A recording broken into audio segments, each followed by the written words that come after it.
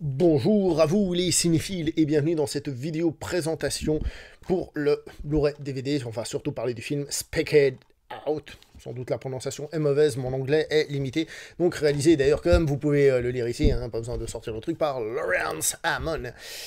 Alors, au niveau du combo DVD Blu-ray, j'ai rien à signaler de négatif, personnellement, l'image était bien, et enfin, j'ai rien vu de spécialement négatif. Au niveau des bonus, parce que ça, pour moi, c'est un truc très important quand on achète un film en plus. Donc, on a une interview du réalisateur, rien que ça, qui est très intéressante, qui revient en long, en large, en travers sur sa vision des choses et entre autres du film.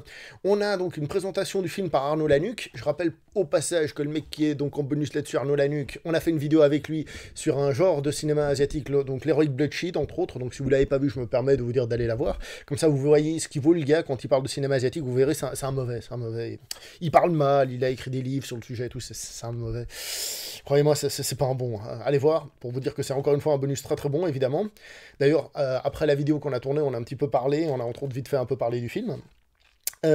On a donc une présentation par Frédéric Monvoisin, docteur en cinéma, qui dit un truc hyper intéressant sur la première découverte du film qui a été décevante, et ensuite la révision, et il faut aussi une petite analyse, c'est encore une fois, je trouve, très très bon. Et on finit par un portrait du réalisateur par Julien Sévéon, donc Julien Sévéon aussi quelqu'un qui a écrit de multiples livres. Lui aussi c'est un bon, franchement, on le voit sur plein de bonus différents, il avait bossé pour Mad Movie, entre autres et autres. C'est un tout bon, le monsieur, en plus il m'a pas confirmé à moi en privé, mais entre autres son livre sur la Shaw Brothers est encore en cours, donc on est tout content. Donc pour dire que niveau bonus et niveau édition, c'est très bon, comme vous le savez, on peut le trouver chez Spectrum Films, c'est pas très clair là, les couleurs sur couleurs, spectrumfilms.fr pour voir ce film, pour voir les autres films que j'ai présentés, et aussi d'autres films que l'éditeur va sortir. Je tiens à préciser que l'éditeur nous a déjà annoncé, par exemple, des sorties pour le mois de février 2022, hein. Et parmi les annonces, il y a des trucs de fou. Là, par exemple, il y aura du Shaw Brothers, il y aura du 4-3, il y aura encore de l'Heroic Bloodshed, il y aura, pour celui de février 2020, normalement c'est Lifeline de Junito, enfin bref, pour vous dire qu'il y aura du bon, donc n'hésitez pas à aller faire un tour et retourner faire un petit tour de temps à autre. Oups, pardon, c'est pas ça que je voulais enlever, c'était ça. Voilà. Alors maintenant, en ce qui concerne le film en lui-même, donc il faut savoir que le réalisateur du film, c'est pas un nouveau réalisateur, c'est un vieux de la vieille qui a traîné donc à la grande époque déjà, mais comme dans toute industrie, il y a des réalisateurs qui sont plus mis en avant, surtout à l'étranger, parce qu'ils représentent plus une vision, on va dire, ou quelque chose. Il y a du cinéma local, par exemple les comédies locales, etc. Et donc ce réalisateur, il est là depuis la grande époque, on va dire. Et c'est un réalisateur plutôt social, qui fait plutôt des portraits sociaux, et qui aime bien dépeindre la jeunesse. Et dans ce film, on a donc la jeunesse féminine du début des années 2000, puisque c'est un film de l'an 2000 même, je crois. Et comme dit le réalisateur lui-même dans l'interview, il dit, alors peut-être que ce n'est plus d'actualité, mais qu'à l'époque, en tout cas, c'était un portrait, qu'il espère, correct de ce qui se faisait à l'époque à Hong Kong, de comment vivaient les jeunes. Pour la petite histoire, la plupart des acteurs sont, donc des actrices surtout, sont des acteurs amateurs, hein. Et qui plus est, ils se basent aussi beaucoup sur leurs petites histoires. Donc elles leur racontent leurs histoires de la vie, et lui, il les a intégrées au scénario. Donc pour dire que c'est un film, on va dire, véridique. À quel point véridique? Je sais pas, véridique. Un film véridique. À quel point, je sais pas. Pour la petite histoire aussi, c'est un film qui nous montre donc, on va dire, l'envers du décor de Hong Kong. C'est-à-dire qu'à Hong Kong, on nous le montre un peu, j'ai envie de dire une espèce de New York, mais New York, ça dépend des films, mais je veux dire ce côté gratte-ciel, grande ville moderne, etc. Là, on est évidemment dans quelque chose de moins glorieux, de quelque chose peut-être plus terre-à-terre, peut-être plus réaliste. N'étant jamais allé à Hong Kong, je ne peux pas vous dire c'est le vrai Hong Kong, celui de la vie de tous les jours, mais on imagine bien qu'il est un tout petit peu plus proche que ce que parfois certains films nous montrent, certains films d'action et compagnie, où on est peut-être plus dans le côté un peu, entre guillemets, féerique de la ville. Il faudrait que j'y aille un jour, une bonne fois pour toutes, mais je crois qu'il y a un virus qui m'en empêche à l'heure actuelle, mais il faudrait que j'y aille. Au niveau de la mise en scène, c'est un travail de mise en scène qui est très marqué par le caméra à l'épaule, pour justement ce côté réaliste, documentaire, proche des gens, comme ça. Alors, comme le dit très bien monsieur Frédéric Monvoisin, il dit un truc super intéressant sur la mise en scène à la fin du film, que la caméra se pose, etc. Et que du coup, ça... Enfin, je vous laisserai voir, je ne veux pas lui piquer son truc, mais comme quoi, il y a un travail de mise en scène à la fin sur le fait de poser sa caméra, et qu'il y ait des trucs un petit peu plus carrés, on va dire.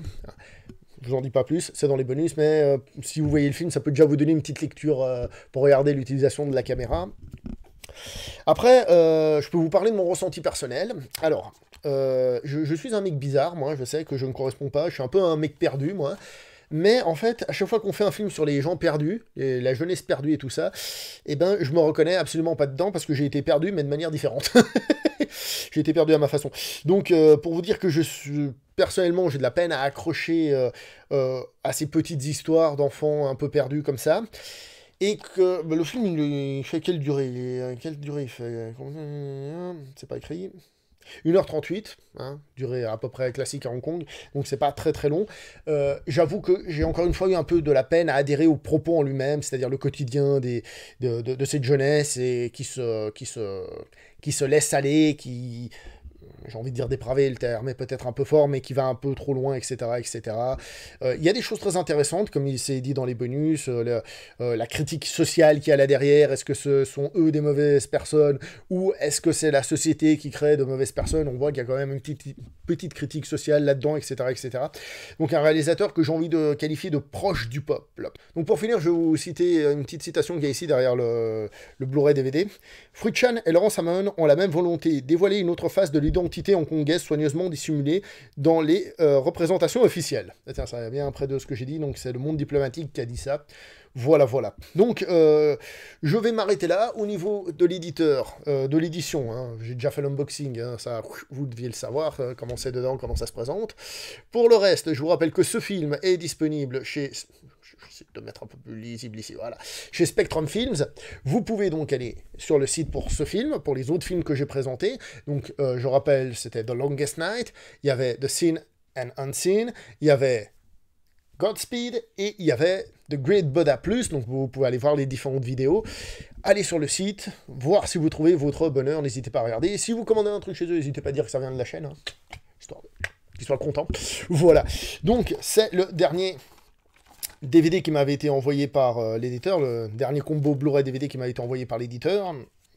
Donc ce qui finit cette petite aventure chez Spectrum, on va te mettre là et on va te rafraîchir, chez Spectrum Films, ce qui finit ce petit festival, j'allais dire carnaval, ce petit festival de films que j'ai eu droit, comme j'ai dit, du cinéma d'auteur, du cinéma... pas forcément très facile d'accès, mais encore une fois, je félicite l'éditeur d'avoir le courage de sortir des tels trucs en France, parce que si déjà le cinéma asiatique c'est un marché de niche, sortir des choses comme ça, c'est vraiment très niché, et je pense que on peut essayer de leur donner leur chance. Je dis on peut, parce qu'évidemment, en fonction des gens, je vais pas vous dire ouais, foncez, hein, en fonction des personnes, surtout comme, enfin, j'ai été honnête sur ce que j'ai dit sur les films, hein, donc voilà. Au niveau des bonus, c'est très bien accompagné, donc n'hésitez pas, voilà, c'est tout ce que je peux vous dire là-dessus. Pour le reste, likez, commentez, partagez s'il vous plaît. On se voit prochainement pour une prochaine vidéo. Portez-vous bien. Merci beaucoup. À la prochaine. Ciao.